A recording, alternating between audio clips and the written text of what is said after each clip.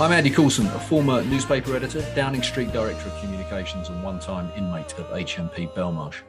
Over the last 6 years, I've put all of my experience, the good and the bad, to use as a strategic advisor to business leaders. And I can tell you that the bad has been just as useful as the good. And that got me thinking that there are plenty of great podcasts out there where you can hear stories of success, but there are far fewer where you can benefit from the experiences of those whose lives have unraveled. So on this podcast, you'll hear from the embattled and stoic, the shamed, courageous, ruined, damaged, unlucky and lucky survivors of crisis, all talking in the hope that they might serve as a useful guide to anyone facing down their own demons and challenges. Crisis What Crisis is generously supported by Mindstream, a brilliant company who harness the power of music for personal well-being and improving human performance. Just search for Mindstream, that's Mind with a Y, on Spotify, and you'll find some great and useful playlists. In a radical move for this episode, Crisis What Crisis stepped away from the screen and into the great outdoors. I took a stroll in the Scottish Highlands with media business leader and one-of-a-kind motivational speaker, Ellis Watson. Ellis has worked at the sharp end of corporate crisis, heading a national newspaper business, turning around the Greyhound bus operation in the US, and as global CEO of Simon Cowell's Syco Corporation, before taking charge of the UK media group DC Thomson. But behind his success is a remarkable story of resilience and hope. Given up for adoption as a baby, Ellis's teenage search for his birth parents ended with a truly astonishing revelation. This is a story told with humour and passion, but without a scintilla of self-pity. Ellis also talks with incredible candour, I think, about the extreme ups and downs of a career in the close company of billionaires, including Rupert Murdoch, the boss he walked out on in a scene truly worthy of Succession. Known as one of the most inspiring and entertaining keynote speakers in the country, Ellis is also one of the few people to be invited back to deliver a second TED Talk. In this podcast, though, he provides brilliant insights for anyone interested in how crisis can fuel and drive growth and deliver life-changing perspective. I should declare an interest and explain that Ellis has been a great friend of mine for 3 decades. We've counselled each other through some of the dramas in our lives, so it's fair to say I've been the major beneficiary. So a crisis conversation between pals, and with apologies, by the way, for some of the language, but one I hope you'll agree that gives a useful take on how to approach those personal and professional challenges that life can throw at us, with some tips on what and indeed who to avoid along the way. I hope you enjoy it. Ellis Watson, welcome to Crisis Walk Crisis, our very first outdoor episode. Thank you, and your very first gag. And what a place to do it. We're walking in the hills overlooking Loch Tay, and it's a cold but absolutely beautiful January day. Ellis, you've lived here for over 20 years. You grew up, though, in Sussex with your adopted parents.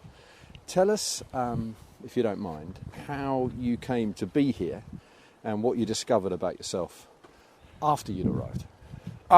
So I came up here 22, 23 years ago. A relationship introduced me to Scotland, fell in love with them and the place and settled here. And then, having found out that a bit more about my parentage, having just moved up here, I found out that I was as Scottish as anyone who lived here. Bizarrely. How did that come about? Because while still, I think before you came to Scotland, you, as a considerably younger man, you went in search of your birth parents. Yeah, so I searched for my mum at 16. So I was 16. I didn't know any of the circumstance, but I didn't have her name and date of birth. So slightly pre-internet, and with a girlfriend at the time who had a healthy curiosity to find my lineage and a Toyota Corolla, both of which were pretty useful. We literally were knocking on doors using the family records office, and we'd found out this woman called Kate, a lot about her past, and we basically over a 5-month period condensed her life and got to know that she'd got married and had 2 kids, and she moved to, I think, somewhere in Surrey, Andy, and we knocked on the door. Neighbour came round. Who are you looking for? We're looking for Kate. Oh, why? We had a cover story. And she died.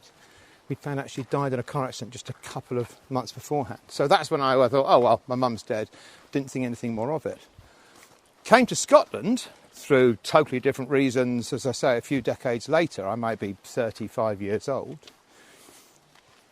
traced my natural dad, this time a lot more effortlessly, through Jane, our friend Jane Moore. She found my natural dad. Does he want to meet up? Yeah, I love that.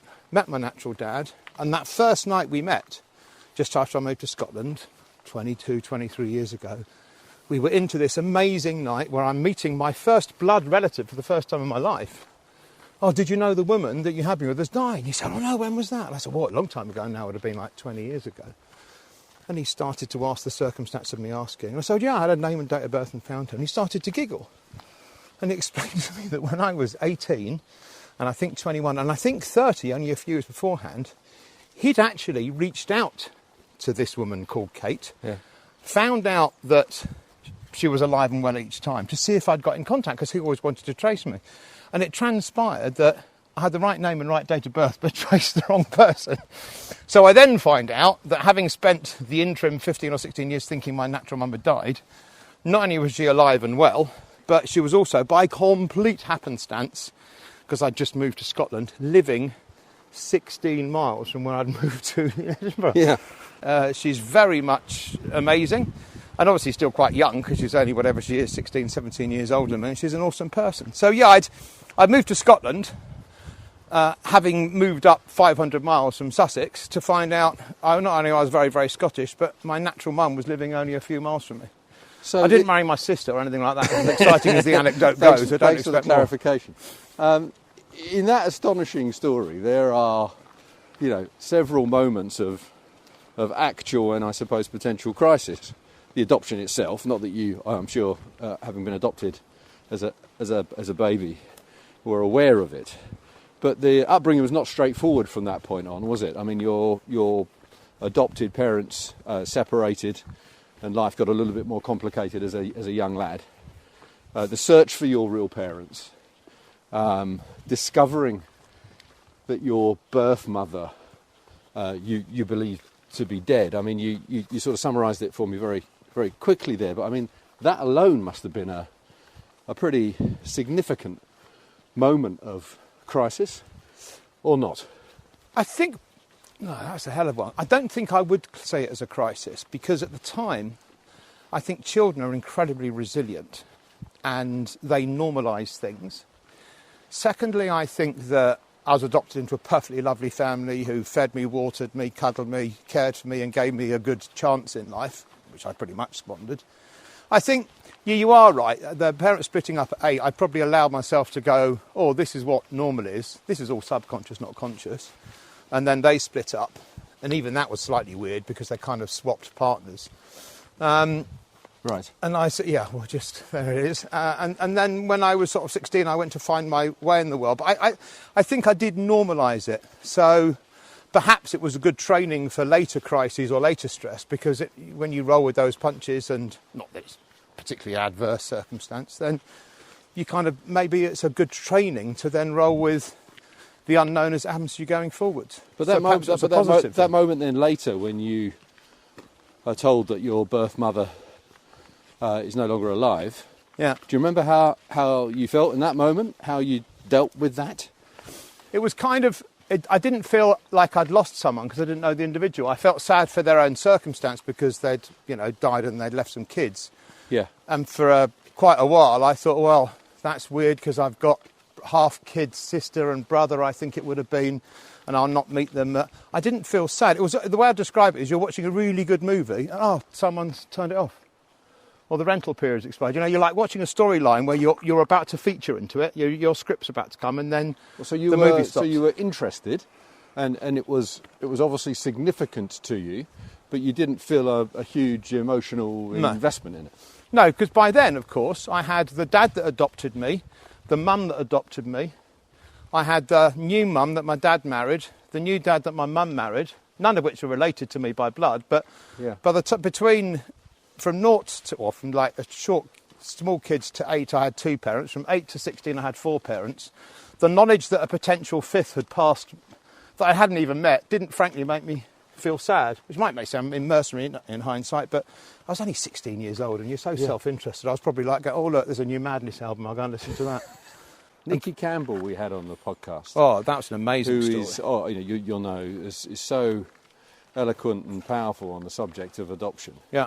And you know the story of his search for his birth mother, which was similar and very different to yours. But he described growing up in a very loving home, but that there was an absolute kind of gap in him, in his life, that he couldn't put his finger on, he couldn't identify until much, much later in his life. I mean, does that resonate for you in any way at all? No. And I recognise so much of his story in mine, and I think he had it a lot harder than I did.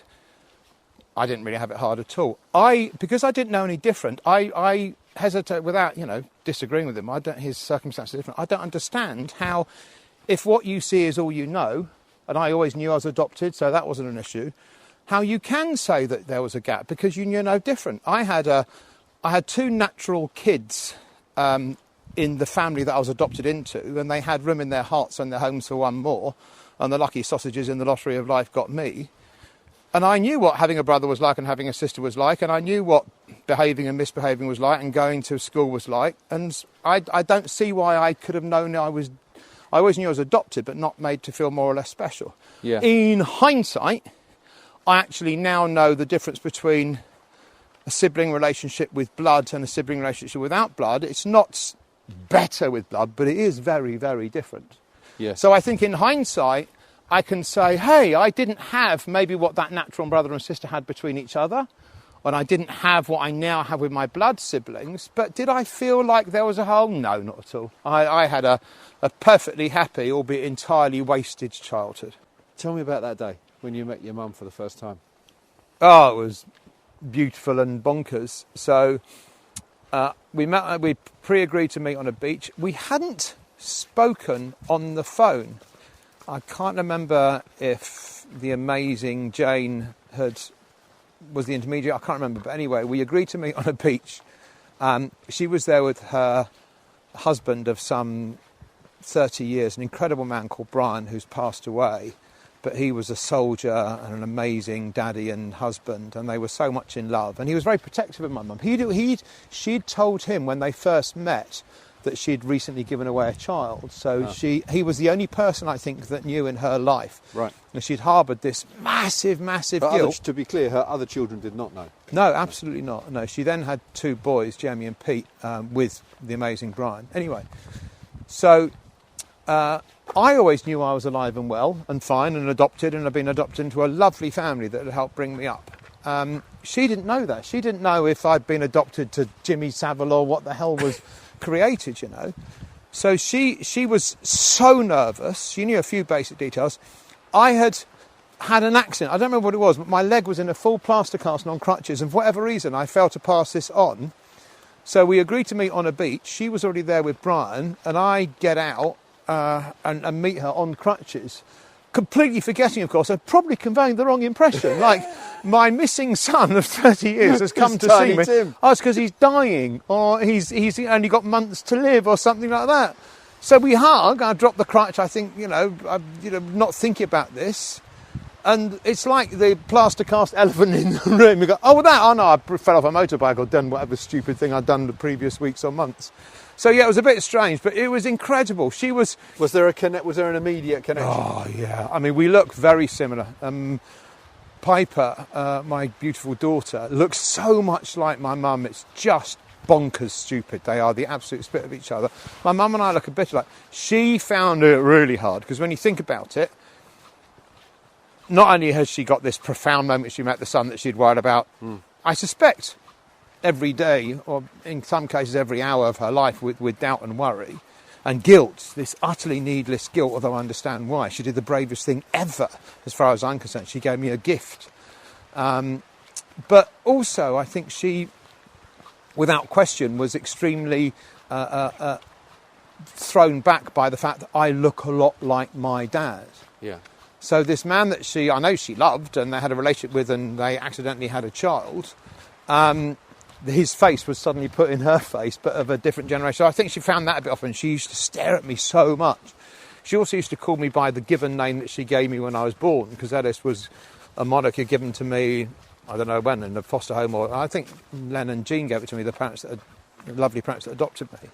So yeah, it was incredible, Dan. It was lovely. And she's an ace you woman. giving them? I think it was Adam. I can't remember because she obviously calls me Alice now and has done for a donkey's years. But I think it was Adam. Right. And how long were you in foster care for before you were adopted? I don't know. I don't think very long at all. Like months, I suspect. And Right. I'm not particularly curious about it. I can't change anything about it. I remember when Jane first traced my dad, I remember that there was, however I got down south, I don't know, but I think I was put in a reed basket by Moses and put down the river. But I ended up in like a professional foster home down in Portsmouth or something. And the only thing I really remember is I reached out to them when I was like, I don't know, 30 when I first met Dad, just to say, oh, by the way, thanks for doing what you did. And this perfectly nonplussed, very elderly went, oh, you're welcome. You know, but a lot of people turn up and say, I wanted to give this profound appreciation for, so, oh, shit, oh, you're welcome. We had dozens of you is what we did. It was fine. It was lovely, but not quite profound for them as it was me. So the obvious question, I suppose, that would come into most people's minds when they meet their birth mother for the first time would be a version of, so what happened? Why did you give me up? Not at all. I wanted my mum to know that I was fine. I don't necessarily mean in a judgmental way, No, but in a factual way. What happened? Honestly, I don't even know much about what happened. And it's not like I don't want to know. I do know, I think, or I did know, and I've maybe forgotten about it. They were. I wasn't a one-night stand. They were going out. I think they were in love, and they either did or didn't try to keep. I think they did try to keep. But look, let's be really clear. For a woman to gestate their own child and to have that utterly unique bonding experience and to go through the pain and the ecstasy of giving birth and to give that child away, you can't imagine the psychological damage that's done. If it happened today, it would be awful. To happen 54 years ago with all the judgment, lack of counselling and clumsiness that I know went on at the time is horrific. What she did is increase the chance of me having a successful adult outcome, because she was unable to give me the sort of love and care and still have a life for herself, because she had to make the ultimate sacrifice. But she went through all of the trauma of that.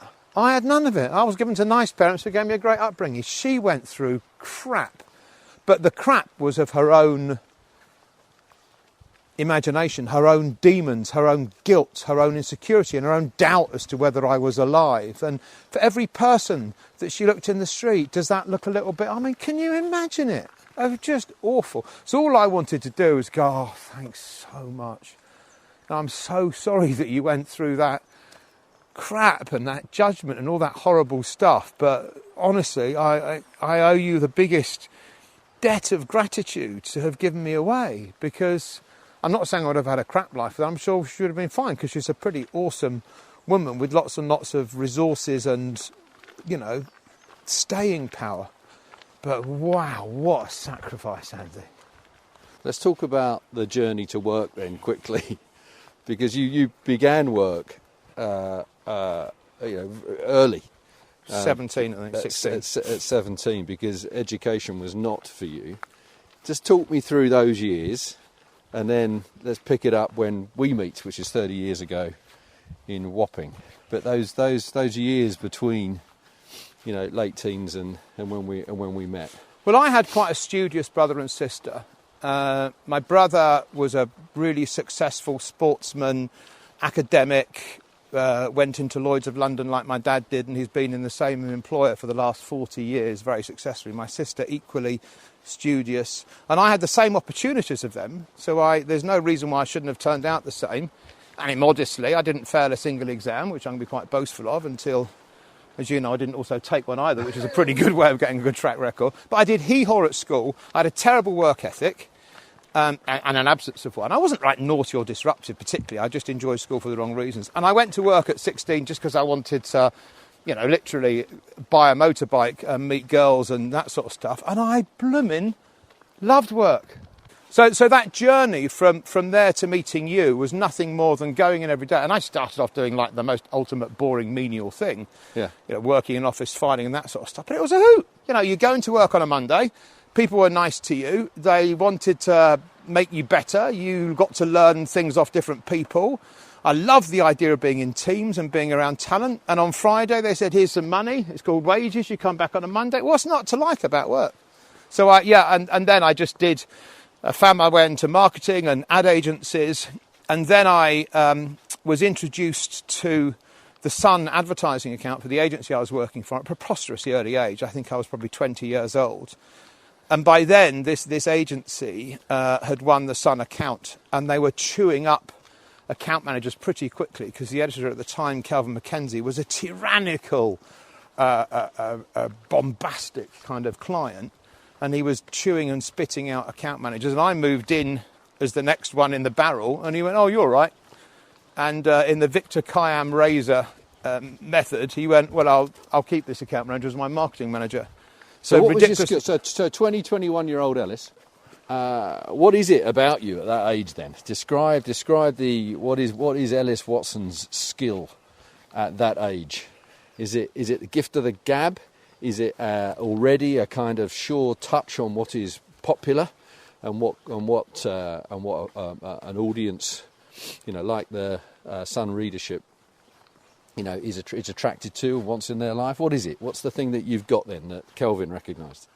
I think you're right about the gift of the gab, and I think it was a massive passion and enthusiasm to discover things and contribute. I know what sits behind that was a deep-led insecurity and the wanting to feel part of a tribe, and any psychologist would, and one particularly skilled one has, looked at me and said, well, it's obvious why you're positive and chatty and you're nice to people. It's because you want to be liked.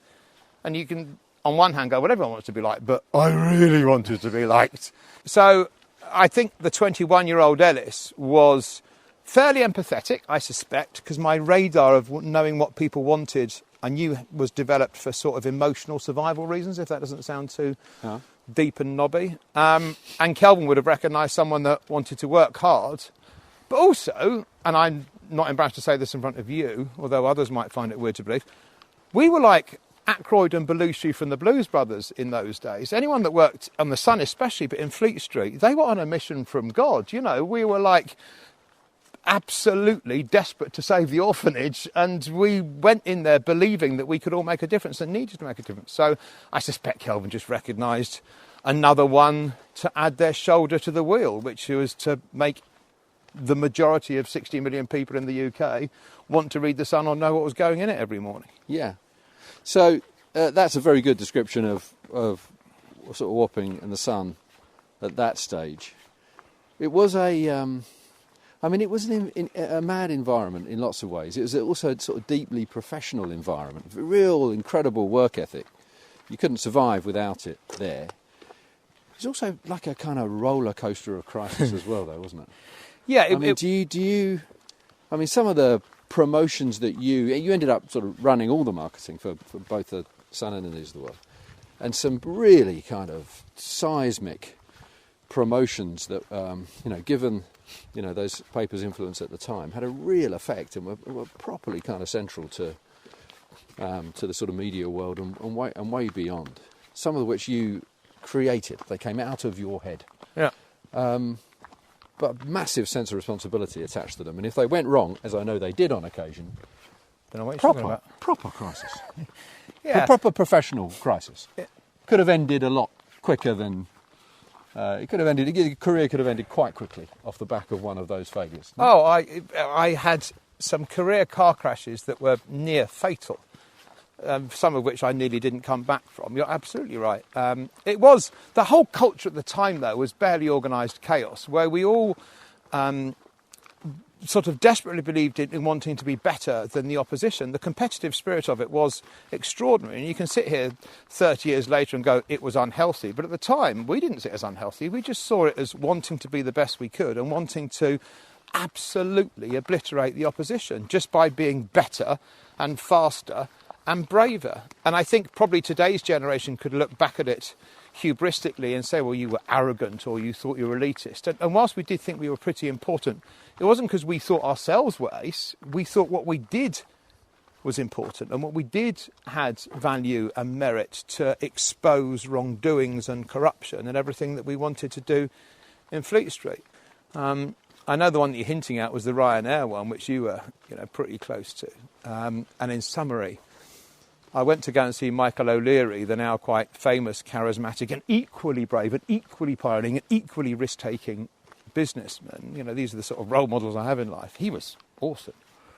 And he wanted to make his airline as big in Europe as I wanted to make my newspaper in the UK. So we came up with, at the time, a very pioneering thing, which was to fly anywhere in the UK for £10 return. And let's be clear, the Sun at the time was read by 10 million people every single day. And the sales went through the roof. It was the single highest selling newspaper promotion of all time since and before. And as we were going 2/3 of the way through this sale period, I quickly worked out that we had something like 1/10 of the flights that we ultimately needed, totally undercooking it. And whilst we probably did have terms and conditions to absolve ourselves, you're still actually risking a tad of disappointment for a lot of people, which we took pretty seriously at the time. And I remember doing the maths on it and having a CFO pointing out quite how bleak it was going to be. And I was telling the chief exec of news at the time of my mistake and starting to hint at the fact that I may well have broken Rupert's biggest newspapers. And I had a resignation letter in my pocket.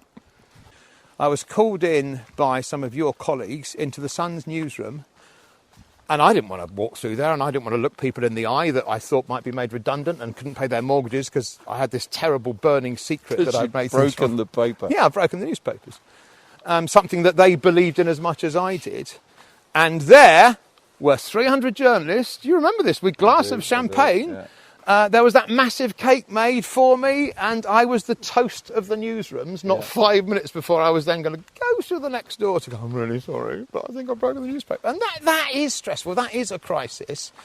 So your marketing role morphs into something considerably more significant, really, because without wanting to blow smoke, the truth is, Alice, and I can say this with a straight face because I was there, you were a visionary in the business. You spotted what was happening with the internet and its first burst of activity that came as a result of its invention, long before anyone else did. You moved from that job into effectively a sort of leadership role, reporting to Rupert, devising and executing the strategy for a digital future. You saw stuff that people just, certainly in the newspaper world, just weren't seeing at that stage. And you did an amazing job, but for quite a short period of time. Yeah. Just because that is in a professional context, that's quite an intensive period of time for you that ends in crisis in a way. Yeah. Just tell us the story. Well, you're right in that we were aware that the newspapers were, I remember coining a phrase that we were about to become old media, which seemed very yobbish at the time, but it certainly got Rupert and Les and other people's attention. And I was called in to make a presentation to Rupert on the 28th of December one year, and I remember because it was my birthday, and I'd made it to Les and a few other bosses 2 weeks before, and they were really quite taken with it. And we were fully empowered to give things a go. And the good thing about Fleet Street generally, but certainly all of Rupert's businesses, is he really did allow people to try things. And as long as you failed well when you did fail, that was okay. And there wasn't, I didn't sense at the time, a blame culture. You just needed to be responsible, but try and be brave. So we did launch some pretty cool businesses, and we did grow them really quickly. Bun.com wasn't designed to be initially a content business. It was an ISP, because our threat was actually intermediaries like Dixon's and others found a clever way of bypassing media owners and talking directly to their users by giving them a means of getting on the internet, which everybody wanted. So I thought, we ought to have some of this. And it was a big thing, I recruited big brands like Comet and Asda, who were also frightened of their competitors piling in, like Dixon's and Tesco. So we performed this stuff, and we quickly created what the Lex column was describing as the next £100 million business in, you're right, less than a year. It was nuts. But we believed in what we did. We were inordinately successful because we weren't bleeding edge, but we had sort of fully first mover advantage. But let's face it, we also had the power of Rupert's money, management that backed us, massive, massive audiences that rightfully believed and trusted the power of our brands, and you and I were surrounded by disgustingly talented people that loved exciting journeys like this. I mean, I had queues of people wanting to join and be part of this sort of band of enthusiastic bodgers. Yeah.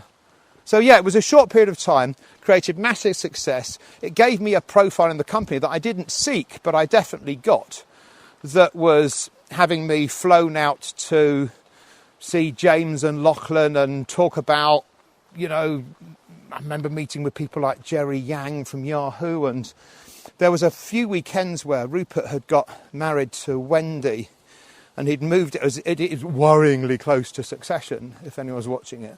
But he'd rented a Tuscan castle and based himself out there for like an extended honeymoon. And I was flown out quite a few weekends, and I was walking the Tuscan hillside with people like Michael Milken and Dell and others. I mean, proper grown-up, authentic people. Yeah. And I think I was like a 19 stone, 30 or 29-year-old bodger.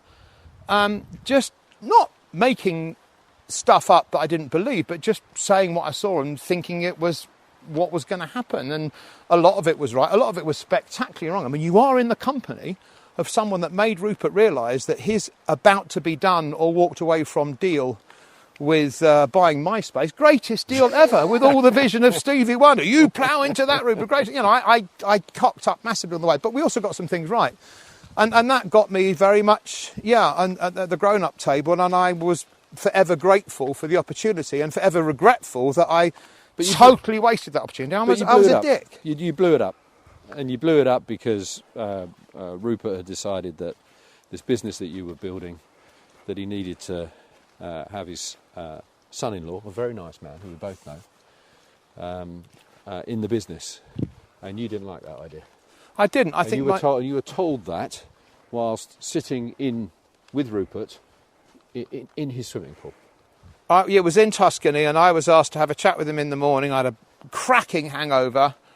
I remember being told that I needed to have a swim, and I remember it quite well because I was in my actual pants because I didn't have a swim costume. I was massively sunburnt. And this elegant, clever, gifted, genius man who'd supported me, paid my mortgage, sort of over-promoted me, encouraged me, accepted my failings, did try to sell into me that this thing I was created was going very well, but perhaps it could do with a bit more help and a bit more stewardship. And his son-in-law was going to be the chief exec or whatever it was going to be called, and I was therefore going to be the MD, but it was still going to be marvellous. And I lost it. I called him words that shouldn't be said on a podcast or said to any other human being, especially a pretty decent one. I was accusing him of flagrant nepotism. I mean, bear in mind, in hindsight, I was really ill, all right? I was actually ill because I'd had a diagnosis that was worrying me. I had met my natural dad only 2 weeks beforehand. My relationship was, a long-term relationship was probably because I dedicated too much time from work in the crapper. So I probably wasn't the most stable of individuals, but that was a breaking point, and I bawled at him. I mean, really aggressively bawled at him. And then with as much dignity as you can when you're sunburnt and in your pants and in a Tuscan castle, got out the pool and marched off, walking down the hillside, to all the world, developing Tourette's for the first time, with security people sort of being gently encouraged to look after me. I remember walking like this across the stones, trying to have dignity with bare feet on. It was a terrible mess. And I was flown home, and Les tried to talk me down. I was offered different jobs in New York, but I just said, no, shove it. And I walked away from everything, share options. And you did it.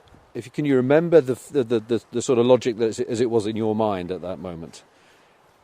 In the logic of my mind at the moment, I genuinely believe that I felt wronged. Yeah. And I felt actually that you're putting barriers in my way from creating the very thing you want me to create. I honestly believed, I saw at the time. Actually, in hindsight, I didn't. I probably did believe that, but in hindsight, I probably used it as an escape button because the stakes were so high, Andy. You know, when I remember Les, when we were first in Lex, right, which is, you know, is the Financial Times' definitive comment piece on anything, I didn't know what Lex was.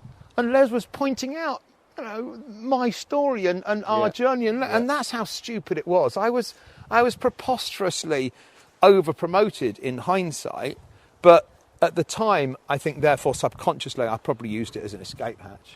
You were inside the newspaper bubble for many, many years, Ellis, with a primary responsibility that, of course, was commercial, but you know, that had a very good view of the editorial as well. Quite an important, privileged position, right, for many, many, many years. How do you now sort of look back, reflect back on the unwinding of the newspaper industry? The business model should have embraced the opportunities of the digital revolution rather than being daunted by the threats of it in the early part of the millennium. That's when we went wrong. When we were all flown out to Idaho with Rupert and talked about we will still be preeminent in a digital age and we understand what the reader wants. No, we did. We were too arrogant and we were too comfortable to know that our parents were going to still get out of bed and spend 50p in a newsagent and keep brands. I mean, News used to earn £1 billion, generate double-digit net margins year after year, and it was a cash point machine. And I'm not being anti-Rupert or anti-News. It was the same for other companies that I worked in and ran like Miracle. We were preeminent. And we had the opportunity to invest wisely, test wisely, and boldly pioneer in the digital revolution. But in fact, there were well-meaning, enthusiastic New World idiots in bedrooms going, well, I want to start a networking site, or I want to start a news site, or I think it's about specialism with football. And even someone called Zuckerberg could probably make it in business. And look how the powerful fell apart. And I'm sure a lot of the world are going, yeah, good for them, because the media moguls suck. And they all watch Succession and think that there's hubris going on. But as you know, there was a missed opportunity.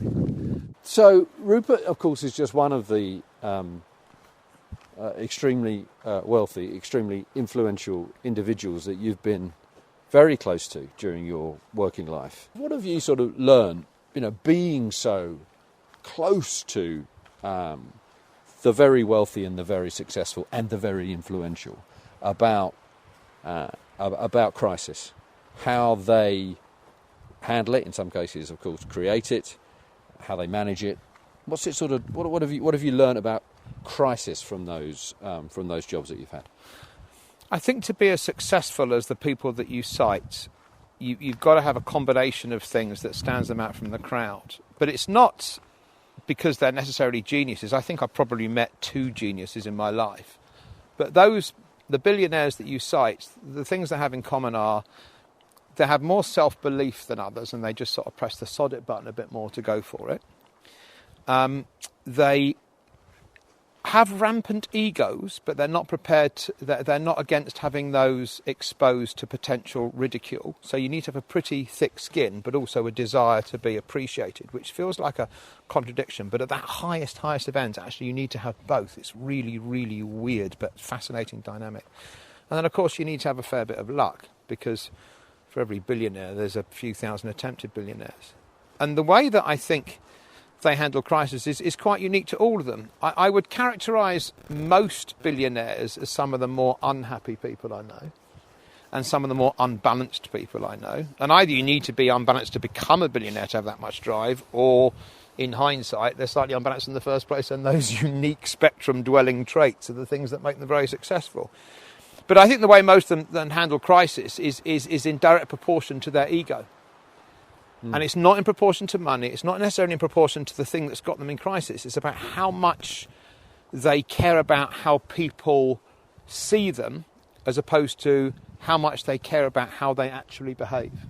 And it's down to their own sense of integrity, whether they cause the crisis, which most of them do, or not. It's about what they then do to learn from it.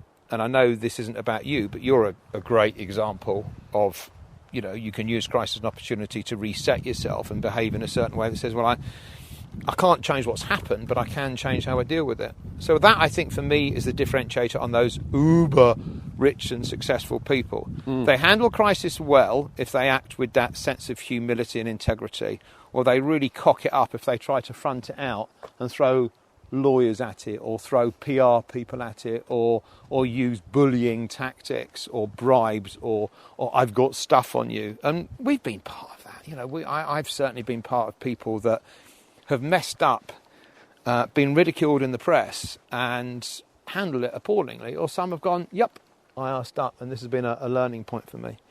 I think it's harder to do that today because with social media and wokeism and cancel culture, unfortunately, the truth is so ridiculously hidden in the smokescreen of self-interest and sort of faux fence that people have. It's very hard to understand the truth of a story. And again, without being too philosophical, it's another great tragedy of the loss of true independent journalism, or the massive reduction of it, because you don't get to see the truth quite so readily anymore.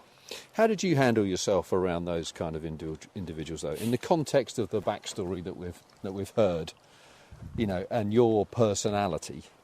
What was your approach to your employers, if you like? Because you are essentially as you touched on earlier, a people pleaser. Yeah. Are you also someone who can tell the hard truths to those kind of people? Yeah, I think so, and I suspect our friendship has demonstrated that in the way that you can be an incredibly challenging friend to me and tell me the inconvenient truths.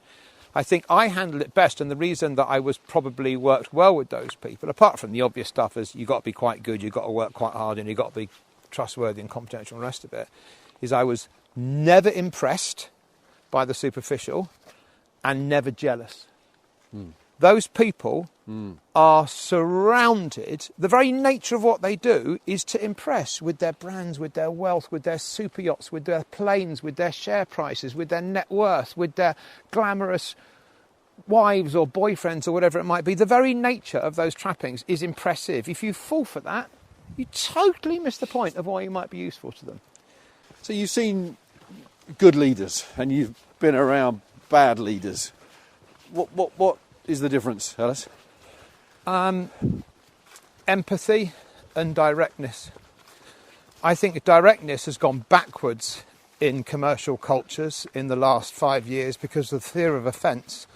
And of course, in a post-Weinstein enlightened world, and frankly way before that, common sense should explain what's decent behaviour or not decent behaviour. But in the eggshell walking of that, people have lost the ability to be direct and candid. And I think people are okay to have bad news. If they probably think it's going to be coming anyway, well, let's get it out and talk about what needs fixing, talk about people's fat bits and work out how to get them more toned. So I think an absolute efficient use of language, directness, spade calling, come on, this is crap, we need to be better, is absolutely essential. But true empathy, to make sure that somebody is going to understand your motivation is to make things better, not to make someone feel derided or useless. Quite the opposite. You're just trying to improve performance. And empathy is not something that everybody has, I don't think. And I think the worst leaders I've come across, and there have been some extraordinary, successful but utterly bell end of leaders that I've worked with, it is normally the empathy which is the differentiator, because they have absolutely none. And that's because some of the more successful entrepreneurs are true sociopaths anyway. It's the only way to amass that amount of money that quickly is to feel so driven you don't care about the consequence or the cost of other people's feelings to get. Really? You believe that the overlap between success and sociopathic behaviour is real? In some cases, yeah, absolutely. There was one particular individual that I worked with. He was an absolute tyrannical, power-obsessed, egotistical, self-deluded, bigoted, misogynistic, aggressive, land-grabbing, absolute cockwomble of a human being who did not give a flying arse-knob about who he ate, shat on or spat on along the way, despite first meeting you and making you feel great because he was charming and charismatic and was able to feign empathy. Those are the dangerous ones. Those are the people that let you know that they're a nice person and it feels really warm under their spotlight. But when they take it away and turn it into a searchlight, and they just want to ruin you because you're getting in the way of them turning 4 billion into 5 billion. Well, that is true sociopathic behaviour that has no place in a boardroom or even in society. And I think there aren't so many of those left anymore, but they still exist in a few dictatorships around the world and a few dictatorships in the boardroom, but they are the Pol Pots of society, and they have absolutely no place in it. It's weird, you know, because I've effectively just retired. I've got a perspective now about where I failed well and where I failed quite badly. And in the long and short of it, although this might be interpreted as sheer arrogance and inappropriate self-belief, I'm not sure, even with the amount of hindsight that we're describing now, I would have behaved that much differently in the end, because it is a bit of a life lived.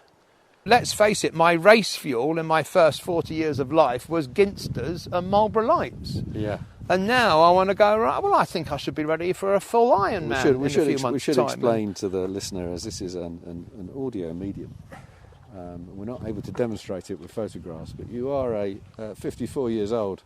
You're a lithe and fit man, Ellis Watson. Well, what you have at certain stages of your life necessarily been. I am a lesser man, Andy. I am a lesser man. Yeah, I got to 19 stone, sported it, I think, quite flamboyantly with tweed and bow ties and, you know, sort of hid behind a confidence. And in most cases, actually had a confidence there. Well, so what? I'm fat. I'm not going to die.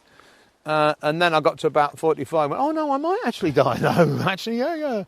And I the great thing about being hugely fat for a lot of your life is you get to realise, if you stop doing it, quite how fantastic it is being normal. And to people like you and others, of course, I look dramatically different. But to me, it's just nice not thinking about this stuff anymore, because you can just run a marathon with the dogs up a mountain and not worry about it, and get up the next day and do the same. Or you can just dive in a loch every morning and just feel healthy. And I mean, the weight did get to a crisis point, though. I mean, you weren't at that point, to be fair, when you and I decided with a friend of ours, Chris, to attempt to climb Mont Blanc. We didn't make it because the weather was a shocker. So we moved across to another mountain that sounds more like a nightclub, called Gran Paradiso in Italy, and we were sort of 2/3 of the way up. Further. 700 well, we were on the altimeters, final. We were on the summit day, and you collapsed and were taken off that mountain on a helicopter. You were coughing up into your lungs, and had you stayed there for an hour longer, you would have died. Yeah. What happened? Well, I was probably mentally not aware of what was happening to me, to be frank. I was coughing up blood. I should say that we didn't leave you alone. There was a guy, thank goodness, a really quite He would get you impressive German who was very resourceful and saved my life, along with some aviators. But yeah, I from what I remember, was blacking out. I had a very strange blood composition that some people suffer from at altitude, that I or the guide hadn't spotted. But more troublingly, my lungs were, or one of my lungs was filling with fluid, because I had this embolism that was caused from the exertion at altitude, and my body was failing me. So, yeah, I know we giggle about it, but that's I guess the medical side of what had happened. And I was just very fortunate that it is almost transformative. As soon as one oxygenates and they drain the lungs of the fluid, it's hang on, you know, you're feeling a fair bit better again. Did it cause you to adjust your thinking? I'd like to say yes, but it clearly hasn't, because since then I must have been hospitalised a dozen times.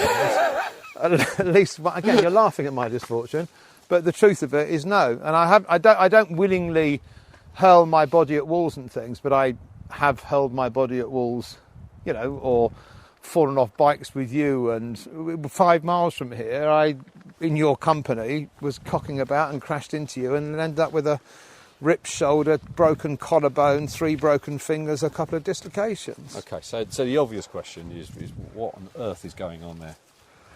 Just the sense of Tigger-like exuberance at the time is the honest truth of it. We saw that mountain, or we couldn't because we were in a snowstorm, but we were 700 altimeters from the top. Okay, it was another 3 hours climb. I felt I could do it.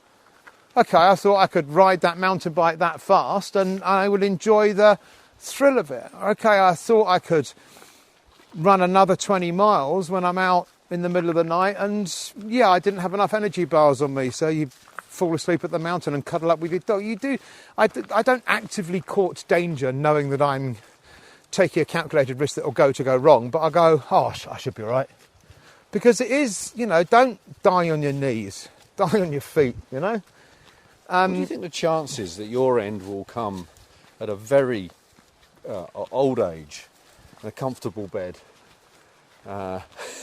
in the way that we all hope and wish that we might go? I would put it as small single digits, possibly a percentile within that single digit. Yeah, I think it's fairly unlikely. But I tell you what, though, I do know that when you break things now, it takes a lot longer to heal. Yeah. So I think I might be a little bit more respectful of not hurting my body. I'm not hurting my body now by what I put into it quite so much. I don't drink, I don't smoke, and I try to avoid the carcinogens that we all are actively sold all of the time. But I know that what I do with my body is probably actually becoming more risky because it's able to do a few more things. I do think, I will do an ultra this summer, and I am going to do the full Ironman, and I will try to still sail across an ocean in October. So I'm doing more with it, and I think the chances of me dying in bed are fairly small, unless it's as a result of a cardio incident because I've been exercising in company in a way that makes me the sexual athlete that my deluded imagination thinks that I actually am. So what would the 54-year-old Ellis Watson say to that 21-year-old Ellis Watson as he arrives in Wapping for the first time? You've got 5 minutes with him. What would you say? Okay, what would I say to him? Well, obviously, first thing is to say you're about to meet Andy Coulson and Piers Morgan and Jane Moore and the likes of these amazing people. Stay well away from them. That will save yourself a lot of craziness for the next 60 years. Very harsh on Jane. I think I would probably say, it's an obvious one, but it's a bit of an epiphany to me later in life. Youth is wasted on the young. Look after your body. It transpires that actually ramming Ginsters and Marlboro Lights into your body for 30 years of your life, you're going to pay it back in later life. So I wish I'd learnt that a bit earlier. I think I probably would have said, you're going to be blessed with extraordinary family. Value them more with your time. That's a lesson that you can't undo. There's no time like the present, but there's no present like the time. And that's the thing that I probably did wasted that you can't change, that I'd love to have done so. But I also think the other advice I'd give, although I'd listen to it most, is just enjoy it. Of course there's crap bits of life. People die and you get ill and there's misfortune and you get true crisis. But you can't change a lot of those things. And you can't control it. But what you can change is how you feel about it. What you can control is how other people affect you. So what's the Ellis Watson crisis formula? You go into one of these businesses that's facing issues of one kind or another. How do you approach it? What's the formula? Separate fact from fiction and get emotion out of the room and get ego out of the room. So just deal with the dispassionate facts. Play out the scenarios with a team of really challenging people that aren't thinking about their own role in this. They're just thinking about how the better solutions could be found. So work with the right people to give really, really challenging scenario planning and war game everything. If we did this, if we did this, if we did this, so just try and work out the different things. And then make sure that you have a plan that everyone agrees to and signs up to. Of course, no decent plan stands up in the face of battle, but at least have a plan that you can then go back to. And I think the most important thing is just to stay calm. The whole idea that people are expending energy into things that don't make a difference when at the very time they need to put all of their energy into things that do, it's just nuts. You can't change what you can't change, but you can change bits of it. So just concentrate on those and concentrate on how you feel about it. That's your formula. Use the facts. Make sure you work as a team to try absolutely everything out and then have a plan and stick to it. And most importantly, do the right thing, do the transparent thing, do the honest thing. Very good. Ellis Watson, thank you very much for this walk and your wisdom, I think it's time for a cup of tea. Blinder. Before we go, though, I'm going to ask you for 3 things, as we have at the end of every podcast. Your crisis cures, these are 3 things, can't be another person, 3 things that you kind of rely on, lean on during the more difficult days, challenging times. Like I say, can be anything other than another person. Learnt late in life, but nothing for me beats exercise. I hate the thought of doing it. I don't enjoy the doing it, but after it, it gives a sense of calm and perspective. And in crisis, it makes you feel like you've achieved something, no matter how modest, even if it's a fast walk or you've run a marathon up a mountain. You actually feel like you can take control of something and overcome adversity and difficulty. So number 1 is exercise. That's a big crisis cure for me. I think the second one, and I am appalling at this, is sleep. Crisis causes you to have interrupted or poor sleep. And then, of course, when you get interrupted or poor sleep, you're much, much worse at handling crisis. And as vicious circles go, it's about as destructive a thing as you can get. My average sleep, thanks to tech and my obsession with it, is 4 hours, 9 minutes in the last 5 months. That's pants. And it's not because I'm in crisis. I've got a busy head and I like, doing stuff. But crisis, you need sleep. And my primary crisis cure of late is the really good feedback and excellent counsel you get from a chat with your dog. And my dogs think I'm pretty clever, and they agree with me mostly, especially if you talk to them just before they need to be fed. They're an amazingly attentive audience. Speaking of which, I think I've lost one. Worf! Worf, come here, sweetie! Ellis, you are, of course, the man who gave me one of the lines that I A, deploy, and B, have kind of tried to, without wishing to sound too grand about it, live by. And that is simply to be the man that your dog thinks you are. Yeah. So I'm going to finish with a thank you for that line. You're welcome. And thank you very much for this conversation. It's been fantastic.